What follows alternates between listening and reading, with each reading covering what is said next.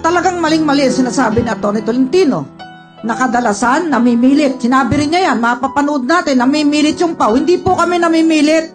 But minsan kasi sa dami ng kaso, lalo na yung mga PAW lawyers, pinipilit nila yung ibang mga akusado na aminin na para matapos ang kaso, kahit na inosente naman.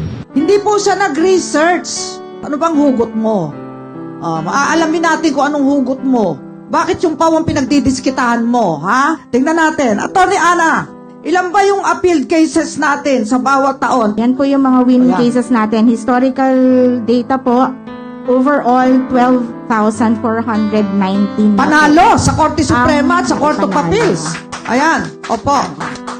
Mula anong taon yan? Mula 2008 hanggang June 32, 2022 po. Ang mga panalo dyan, acquittal, saka napababa pa ang sentensya, Yes tama? po. Ibig sabihin, hindi po pinaamin yan, nilaban hanggang Korte Suprema at Court of Appeals. At ang acquittals po ng PAW, Total po is 218,883. Data po from 2008 to June 30, 2022. ibig sabihin, hindi po pinaamin yan, na-acquit po yan. Napawalang sala. Tingnan niyo po mga kababayan ang datos namin. Ito po nationwide na datos. Ibig sabihin, hindi po nagtulog ang mga PAW. Ang mga PAW po nagtrabaho para mapawalang sala ang mga inosente. O ano yung sinasabi mo? Pinipilit? Umamin? Ano ang pruweba mo? Cyber libel yan. Ayan, yung favorable judgment natin. Meron tayong listahan.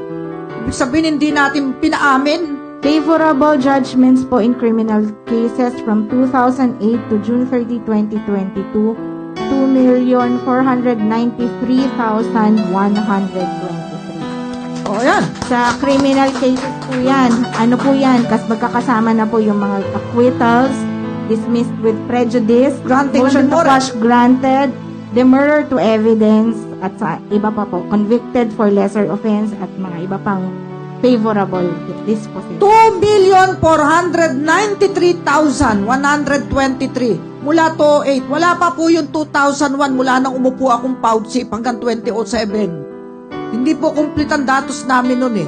Yan, nag-umpisa na kami magdokumento noong 2008 pagkatapos maaprubahan ang PAW Law of 2007 at maging effective. Talagang pumukpok, bonggang-bongga ang mga PAW lawyers natin nationwide at nadagdagan po ng mga abogado. At tuloy-tuloy ang convention, MCLE training.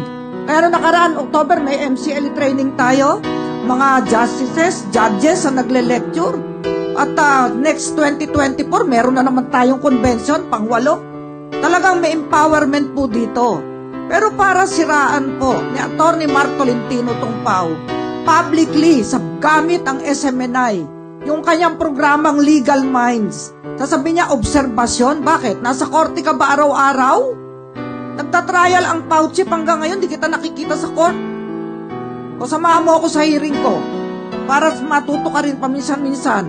O pag gaya ng mga kasama ko rito, nag-branch clerk of court ako ng Supreme Court, nag-legal researcher, at naging public attorney sa Manila, 1990 to 94. Walang PAW lawyer na namimilit magpaamin. Kasalanan sa Diyos yan. At hindi dapat paamin ang paamin. Lalo na, yun nga minsan, ginawa na, walang ebidensya, naaakwit pa eh. Masakit sa loob namin yun Dahil naaawa kami sa mga biktimang umiiyak, paano makukonvict yan kung wala namang ebidensya?